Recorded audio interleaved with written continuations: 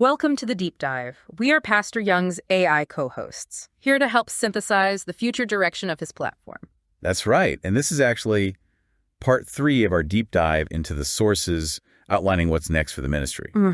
So our mission today is really to unpack the significant structural changes that were announced for season 4. It kicks off very soon, Sunday, October 5th. Right after the summer break.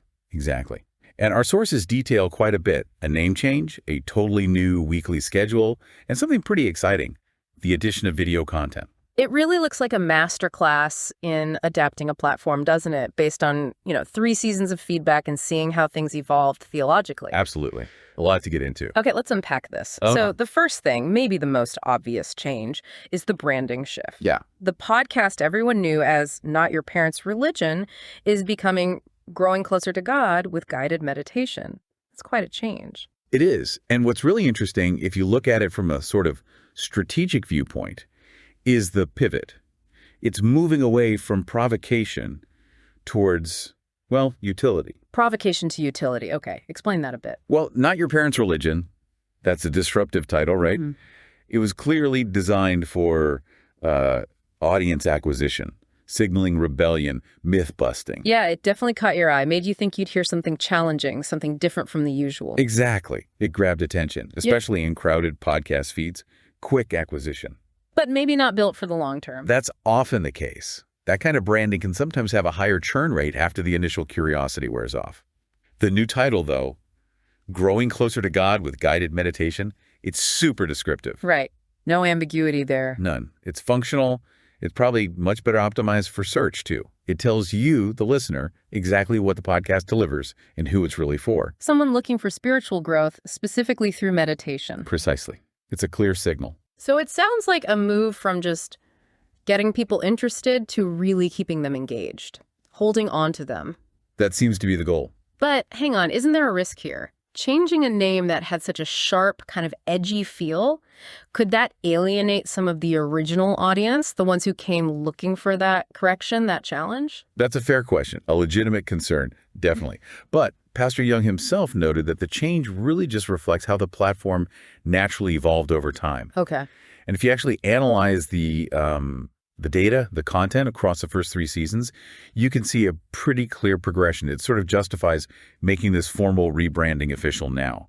Okay, walk us through that. How did the data show this evolution? Well, seasons 1 and 2, they were really necessary groundwork, foundational stuff. Right. They were focused on, let's say, intellectual clarification, correcting misinformation, tackling myths about Jesus' teachings, establishing what is true before you get to what you do with that truth. Okay, so like building a house, seasons 1 and 2 were about pouring that solid concrete foundation. Perfect analogy, exactly. Then season 3 became the pivot point. With that framework established, Pastor Young started shifting listeners towards practical application, actually drawing closer to God using guided meditations. So moving from knowing about God to knowing God experientially. Yes. He spent time detailing the why and the how of Christian meditation, and importantly, discussing its biblical roots. So the new name, really, it just acknowledges that the house is now, it's built and people are living in it. Okay, that makes sense as a natural progression. And we should probably connect this shift back to Pastor Young's specific background, his expertise. Yeah. The sources confirm, 30 plus years of church planting, mentoring leaders, decades training people in evangelism and discipleship. Right, so this isn't just chasing a trend, it's not a fad. It seems guided by decades of actual experience in fostering genuine spiritual growth in people. It feels very intentional. Highly intentional, very analytical even, of his own mission. Those 30 years weren't just about delivering sermons from a pulpit. They were about fostering deep, transformative faith in individuals, one-on-one or in small groups. Mentoring, exactly. So this structural pivot, it takes his core strength, that mentoring aspect, and transports it directly into this intimate digital space of guided meditation. It's like moving from mass communication towards a more personalized form of discipleship delivered digitally. Okay, so that change in focus from intellectual clarification to this guided experiential practice, that naturally requires a big change in how the content is delivered, right? Absolutely. A major overhaul. Let's look at how this guided meditation focus fits into the new weekly rhythm for season 4. How is he planning to support this shift towards daily practice for listeners? The new schedule is, Well, it's rigorous. It shows a real commitment to consistency and discipline. This is a massive shift from how things were run in earlier seasons. Right. It used to be more flexible. Very flexible. Now we're looking at a 7-day-a-week content model, all built around cohesion. Wow, 7 days a week. That's an intense content strategy. What does that full rhythm look like? Break it down for us. Okay, so the main anchor is still Sunday. That's when the main weekly guided meditation episode drops, setting the central spiritual theme for the week. Got it. The core message. Exactly. But then, and this is key, Monday through Friday, listeners get daily devotions and reflections. Daily. And they're not just random thoughts. They're specifically designed to expand on and reinforce the teaching from that Sunday meditation. Ah, okay. So it builds throughout the week. Right. That consistency is crucial for any kind of spiritual discipline, isn't it? Yeah. It helps make sure the Sunday message isn't just something you hear once and forget. Yeah, it helps you internalize it, maybe apply it during the work week. It creates momentum. Precisely. And from a content strategy angle, those Monday to Friday devotionals are kind of like microdosing the main message. Huh. Interesting way to put it. Well, it's essential for audience retention and really for habit formation. It trains you, the listener, to rely on the platform daily for that spiritual input. A really brilliant way to operationalize the discipleship process digitally. Okay, daily practice covered. But what about the community aspect? That's always been important to the ministry, right? Does that continue? It does, yes. Yeah. The House Church series, which was a really foundational part of the platform and frankly a fan favorite, Definitely. that stays firmly in place. It's scheduled for release every Wednesday. Okay, good to hear. And the reasoning behind keeping that? It's deeply scriptural, really. The Bible teaches that believers should gather, right, for corporate worship, fellowship, encouraging each other, sometimes even admonishing each other. Yeah, the messy parts too. Exactly. Yeah. So the House Church series provides a kind of model for that decentralized, more intimate form of community. And the power of that series, thinking back to season 3, was its willingness to tackle really messy real-life stuff. Yeah. Made the faith application feel very tangible, very real. Absolutely. The sources remind us these episodes are often provocative, grounded in difficult, sometimes awkward scenarios. Remember episode #210? The cross-dresser controversy. That's the one. How one house church wrestled with the issue. That wasn't some theoretical lecture. It was like a simulation of a raw, real conversation where faith gets tested right there in the moment. Yeah.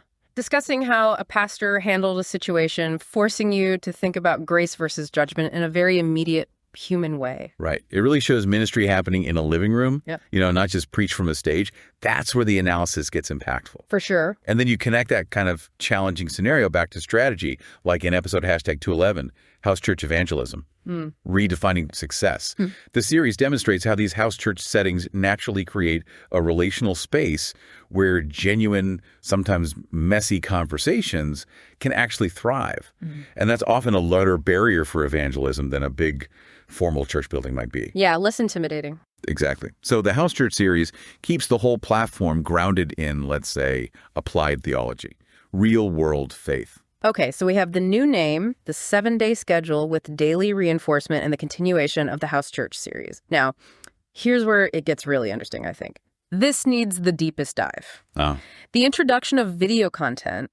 This isn't just tweaking the schedule. It feels like it completely changes the sensory engagement for the listener. It's a massive step, a huge investment in the user experience, really moving beyond the limits of just audio. Right. Video versions of the meditations and the devotions are being added. And that fundamentally changes how you, the listener, can engage with the practice itself. Okay, specifics. Where exactly can listeners find this crucial new visual content? Because that's a big change. Right. So the video of the meditations and the daily devotions is being added to Pastor Young's Patreon page. That's the key detail. He's using that platform to host this richer media, the stuff that drives the immersive experience he's aiming for. Immersive experience. That's the phrase the source used, right? Yes, explicitly. So from a technical perspective, or even psychologically, how does adding video fundamentally change something like a guided meditation or a devotion? Why is the visual needed for immersion? Well, think about it. When you're meditating, probably the biggest challenge is distraction, right? Maintaining focus. Definitely. My mind wanders constantly. Exactly. Audio guidance is great. It's effective, but it's still only using your hearing. Your visual field is still open to whatever's around you, or even just your mind's eye wandering. True. So the stated purpose of these videos is specifically to give you, the listener, a more immersive experience by providing a visual anchor. Ah, okay. So the video helps kind of close that loop of distraction, gives your eyes something to focus on that aligns with the audio. Precisely. If the visual content complements the guided message, maybe it's calming nature scenes, maybe gentle visual cues, or maybe even animated scripture passages to help you reflect. It engages a second major sense. Right. Sight and sound working together. Exactly. It deepens the whole sensory engagement. It makes it easier, potentially, for you to enter that state of stillness and really focus entirely on, as the pastor puts it, the Father, his teachings, and his presence. It turns it from just passive listening into something more like active, holistic participation. That's a good way to put it. Yes. Okay, that makes a lot of sense, especially for an evolution towards focused spiritual growth. Now, you mentioned Patreon. We need to be super clear about the engagement model here for the listener. How does this work? Absolutely critical. So the video content itself, the guided meditations, the daily devotions, is being added to the Patreon page specifically to provide that richer, immersive experience for the learner. Okay. But here's the really important part. Pastor Young has made the choice to ensure that access to this video content is free for everyone. Free. Even on Patreon. Usually Patreon is tiered access. Right. But in this case, the core video content for immersion is free. The link to the Patreon page is right there in the description box below the podcast. The goal is making the enhanced practice accessible without a financial barrier stopping anyone. Wow. Okay, that's a significant commitment. Providing what sounds like higher production value content, the enhanced immersion, for free. Yeah, it really speaks directly to his mission, doesn't it? The priority seems to be providing the tools people need for their spiritual growth. Yeah. But of course, this platform is a ministry. And running a 7-day-a-week content schedule, especially now with video production involved, that requires substantial resources, time, money, effort. Okay, so if the core video content is free for the user's benefit, how does the support structure work? How can listeners help the mission if they want to? This is where the Patreon supporter model comes in. It's a really smart distinction.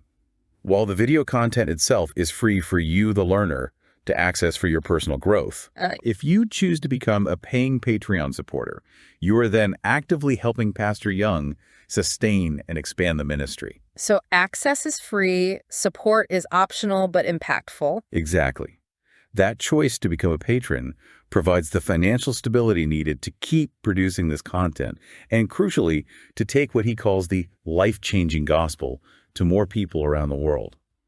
It's a direct way for listeners who are benefiting from the free stuff to partner in extending the reach. It creates this kind of dual-purpose engagement model then. Access for your own personal growth, and then the option to partner in the global outreach part. That's it. A highly analytical approach, really, to making digital ministry sustainable, using the platform resources where they offer the most value to the user immersion while keeping that transformative content accessible. Yeah, it seems like an optimal strategy for trying to scale digital evangelism and discipleship in today's media world. I think so. Okay, so let's try and summarize this massive overhaul for Season 4 for you, the listener. Big changes. We've got the new name, Growing Closer to God with Guided Meditation. That shifts the focus from clarification, maybe even confrontation, towards utility and practice. Right. Then there's the rigorous new structure, Sundays for the main meditation, setting the theme, Monday through Friday delivering daily devotionals that build on that theme, and Wednesdays continuing the Vital House Church series for community modeling. A very structured week. And finally, maybe the biggest leap, the addition of immersive video content. Crucially, this is free for you to access on the Patreon page, designed to maximize your focus and deepen your spiritual connection during meditations and devotions. A really comprehensive set of changes. Definitely. And if we connect this to the bigger picture, the entire strategic direction of this ministry seems to have pivoted quite dramatically. Well, think about it. It started by focusing on correcting intellectual misinformation, right? Establishing facts in the early seasons. Now, it shifted to facilitating emotional and spiritual connection through these immersive guided practices. That is a massive transition, isn't it? From nailing down historical and doctrinal facts, which is very analytical. Right. Best suited for audio, perhaps. To actively fostering the experience of faith. That's much more holistic. It is. And it raises a really interesting question for you, the listener, to think about as you engage with this new visual dimension. Okay. Pastor Young's past focus was really about verifying the truths of faith through careful, logical analysis. Now, as he shifts to this immersive video medium one that deliberately uses sensory input, visual environments to aid focus how, by your own experience of, let's say, confirming or verifying those spiritual truths change. Compared to just relying on the auditory, the intellectual clarity alone. Exactly. What happens when that carefully built doctrinal clarity intentionally meets this new layer of sensory immersion? How does that change the way truth is experienced or felt? That is definitely a profound question to chew on. Something to consider as we all anticipate the new season kicking off this Sunday, October 5th. Yeah, something for you to explore personally. Well, thank you for unpacking all of that. May God bless you. Until the next deep dive.